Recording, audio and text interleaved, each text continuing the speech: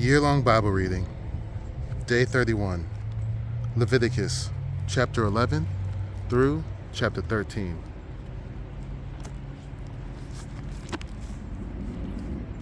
Chapter 11. And the Lord spoke to Moses and Aaron, saying to them, Speak to the people of Israel, saying, These are the living things that you may eat among all the animals that are on the earth, whatever parts the hoof and is cloven-footed, and chews the cud among the animals you may eat. Nevertheless, among those that chew the cud or part of the hoof, you shall not eat these: the camel, because it chews the cud and does not part the hoof, it is unclean to you. And the rock badger, because it chews the cud but does not part the hoof, is unclean to you. And the hare, because it chews the cud but does not part the hoof, is unclean to you. And the pig, because it parts the hoof and is cloven-footed but does not chew the cud, is unclean to you. You shall not eat any of their flesh, and you shall not touch their carcasses. They are unclean to you. These you may eat. Of all that are in the waters, everything in the waters that has fins and scales, whether it in the seas or in the rivers, you may eat. But anything in the seas or the rivers that has not fins or scales, of the swarming creatures in the waters and of the living creatures and that are in the waters, is detestable to you.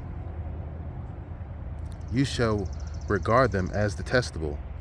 You shall not eat any of their flesh, and you shall detest their carcasses. Everything in the waters that has not fins and scales is detestable to you. And these you shall detest among the birds. They shall not be eaten.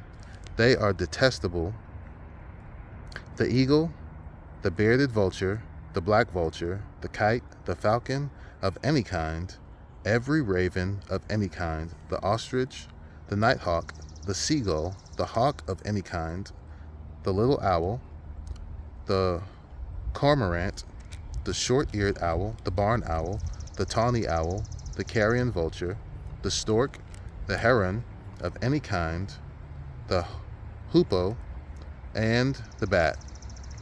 All winged insects that go on all fours are detestable to you. Yet among the winged insects that go on all fours, you may eat those that have jointed legs above their feet, with which to hop on the ground.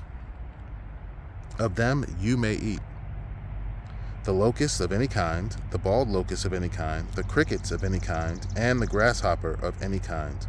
But all other winged insects that have 4 feet are detestable to you, and by these you shall become unclean. Whoever touches their carcass shall be unclean until the evening, and whoever carries any part of their carcass shall wash his clothes and be unclean until the evening. Every animal that parts the hoof but is not cloven-footed or does not chew the cud is unclean to you. Everyone who touches them shall be unclean, and all that walk on their paws among the animals that go on all fours are unclean to you. Whoever touches their carcass shall be unclean until the evening. And he who carries their carcass shall wash his clothes and be unclean until the evening. They are unclean to you. And these are unclean to you among the swarming things that swarm on the ground: the mole rat, the mouse, the great lizard of any kind, the gecko, the monitor lizard, the sand lizard, and the chameleon. These are unclean to you among all that swarm. Whoever touches them when they are dead shall be unclean until the evening. And anything on which any of them falls when they are dead shall be unclean, whether it is an article of wood or a garment or a skin of, or a sack, any article that is used for any purpose. It must be put into water, and it shall be unclean until the evening. Then it shall be clean. And if any of them fall into any earthenware vessel, all that is in it shall be unclean, and you shall break it. Any food in it that could be eaten, on which water comes, shall be unclean, and all drink that could be drunk from every such vessel shall be unclean, and everything on which any part of their carcass falls shall be unclean.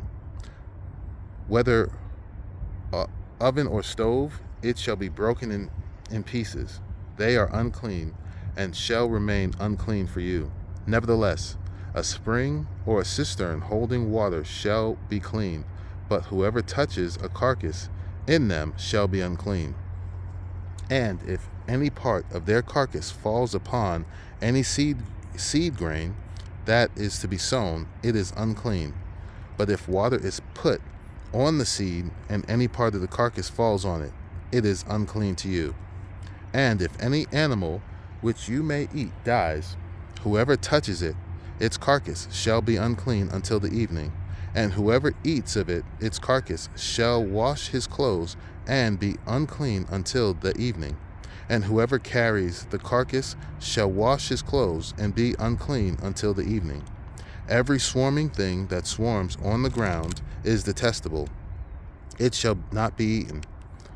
Whatever goes on its belly, and whatever goes on all fours, or whatever has many feet, any swarming thing that swarms on the ground, you shall not eat, for they are detestable.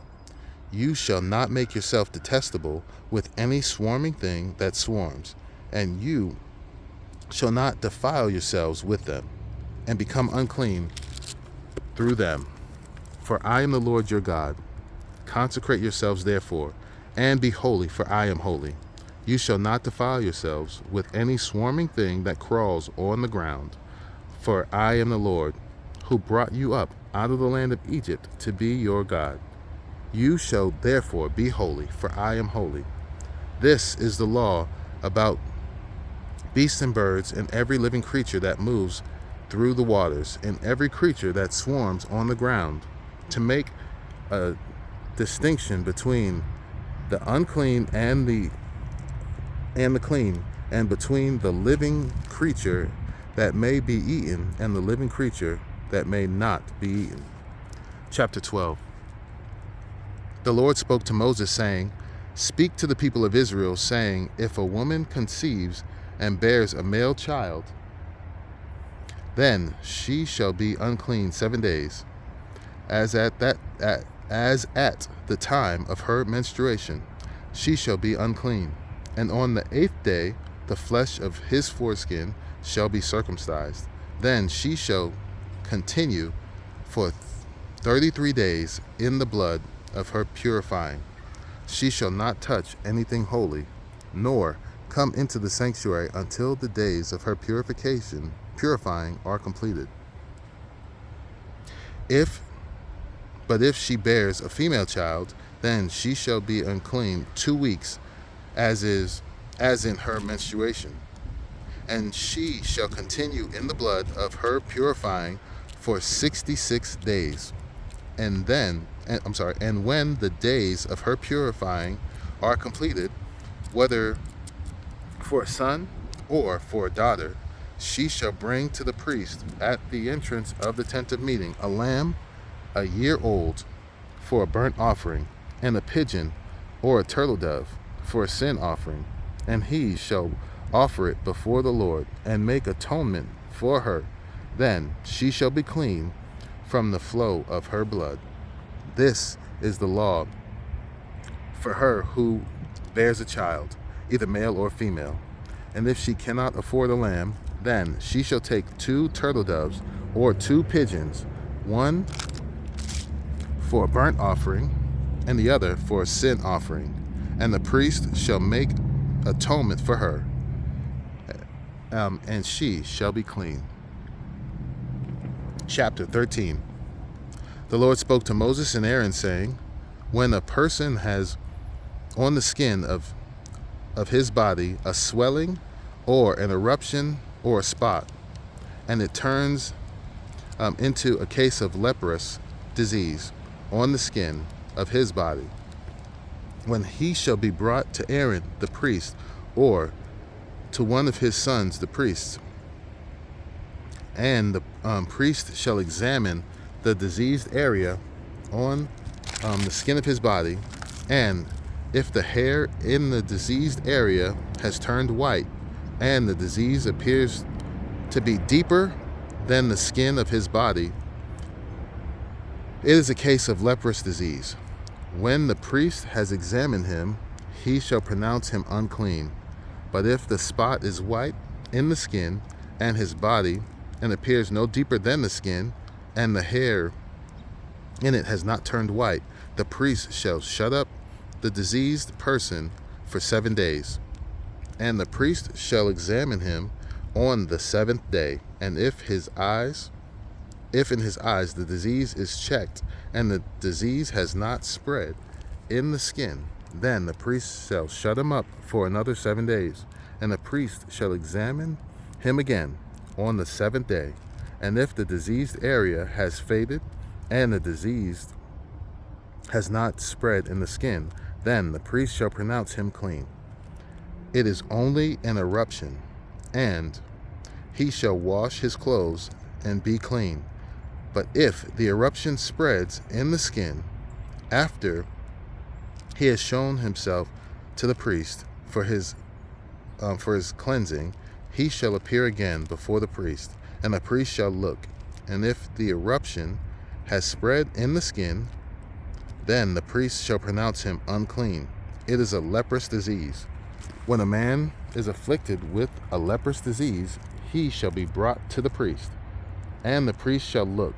And if there is a white swelling in the skin that has turned the hair white, and there is raw flesh in the swelling, it is a chronic leprous disease in the skin of his body, and the priest shall pronounce him unclean. He shall not shut him up, for he is unclean. And if the leprous disease breaks out in the skin, so that the leprous disease covers all the skin of the diseased person from head to foot, so far as the priest can see, then the priest shall look, and if the leprous disease has covered all his body, he shall pronounce him clean of the disease. It has all turned white, and he is clean. But when raw flesh appears on him, he shall be unclean. And the priest shall examine the raw flesh and pronounce him unclean. Raw flesh is unclean, for it is a leprous disease. But if the raw flesh recovers and turns white again, then he shall come to the priest, and the priest shall examine him. And if the disease has turned white, then the priest shall pronounce the diseased person clean. He is clean. If there is in the skin of one's body a boil, and it heals, and in the place of the boil there comes a white swelling or a reddish white spot, then it shall be shown to the priest, and the priest shall look. And if it appears deeper than the skin, and its hairs are turned white, then the priest shall pronounce him unclean. It is a case of leprous disease that has broken out in the boil. But if the priest examines it, and there is no white hair in it, and it is not deeper than the skin, but has faded, then the priest shall shut him up 7 days. And if it spreads in the skin, then the priest shall pronounce him unclean. It is a disease. But if the spot remains in one place and does not spread, and is the scar of the boil, and the priest shall pronounce him clean. Or when the body has a burn on its skin, and the raw flesh of the burn becomes a spot reddish white or white, the priest shall examine it. And if the hair in the spot has turned white, and it appears deeper than the skin, then it is a leprous disease. It has broken out in the burn, and the priest shall pronounce him unclean. It is a case of leprous disease. But if the priest examines it, and there is no white hair in the spot, and it is no deeper than the skin, but has faded, the priest shall shut him up 7 days, and the priest shall examine him the 7th day. If it is spreading in the skin, then the priest shall pronounce him unclean. It is a case of leprous disease. But if the spot remains in one place and does not spread in the skin, but has faded, it is a swelling from the burn, and the priest shall pronounce him clean. For it is the scar of the burn. When a man or a woman has a disease on the head or the beard, the priest shall examine the disease, and if it appears deeper than the skin, and the hair in it is yellow and thin, then the priest shall pronounce him unclean. It is an itch, a leprous disease of the head or the beard. And if the priest examines the itching disease, and it appears to no deeper than the skin, and there is no black hair in it, then the priest shall shut up the person with the itching disease for 7 days. And on the 7th day, the priest shall examine the disease. If the itch has not spread, and there is in it no yellow hair, and the itch appears to be no deeper than the skin, then he shall shave himself, but the itch he shall not shave. And if the priest shall shut up the person with the itching disease for another 7 days, and on the 7th day the priest shall examine the itch, and if the itch has not spread in the skin, and it appears to be no deeper than the skin, then the priest shall pronounce him clean. And he shall wash his clothes and be clean. But if the itch spread in the skin after his cleansing, then the priest shall examine him, and if the itch is spread in the skin, the priest need not seek for the yellow hair. He is unclean. But if in his eyes the itch is unchanged, and black hair has grown in it, the itch is healed, and he is clean, and the priest shall pronounce him clean. When a man or a woman has a spot on the skin of the body, white spots, the priest shall look, and if the spot on the skin of the body are a dull white, it is leukoderma that has broken out in the skin. He is clean. If a man's hair falls out from his head, he is bald, he is clean. And if a man's hair falls out from his forehead, he has baldness of the forehead, he is clean. But if there is on the bald head or the bald forehead a reddish white diseased area, it is a leprous disease breaking out on his bald head or his bald forehead. Then the priest shall examine him, and if the diseased swelling is reddish white on his bald head or on his bald forehead, like the appearance of leprous disease in the skin of the body, he is a leprous man, he is unclean.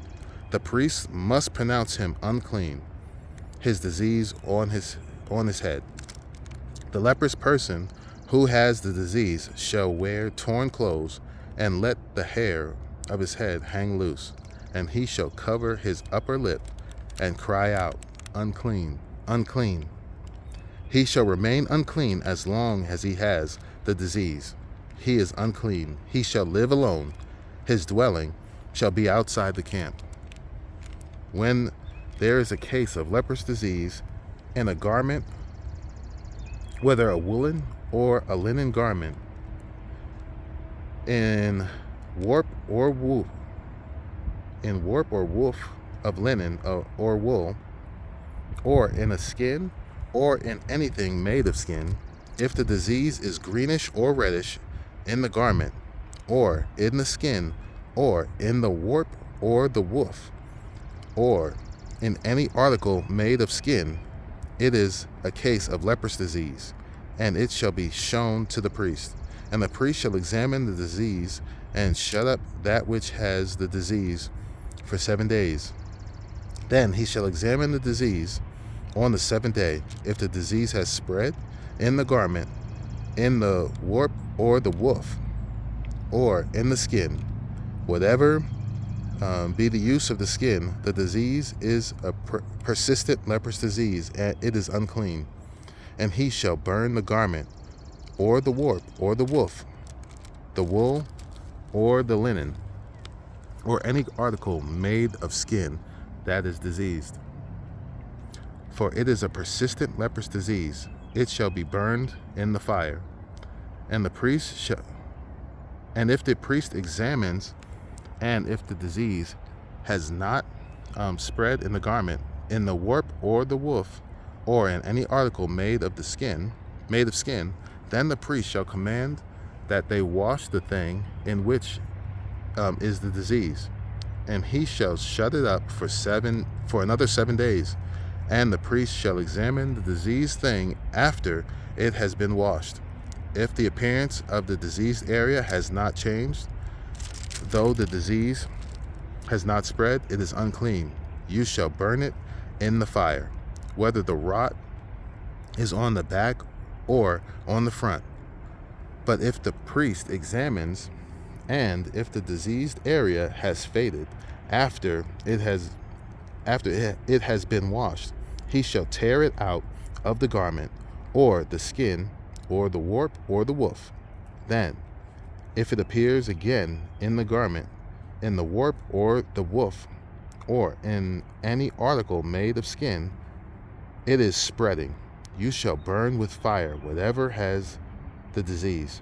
Burn the garment, or the warp, or the woof, or any article made of skin, from which the disease departs when you have washed it.